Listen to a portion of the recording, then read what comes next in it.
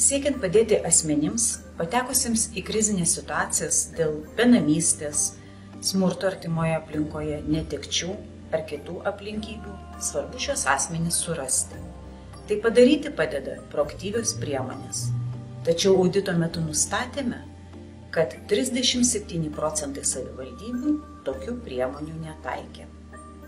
Antra, tik 14% asmenų nukentėjusių nuo smurto artimoje aplinkoje gavo psichologo, 10% teisininko pagalbą.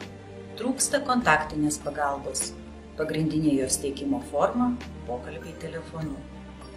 Nėra aišku, kaip asmenim siekiantiems keisti savo elgseną patekti į socialinės apsaugos ir darbo ministerijos finansuojamas smurtinio elgesio keitimo programas. Audito metu nustatėme, kad jos vykdomos tik 17 savivaldybių.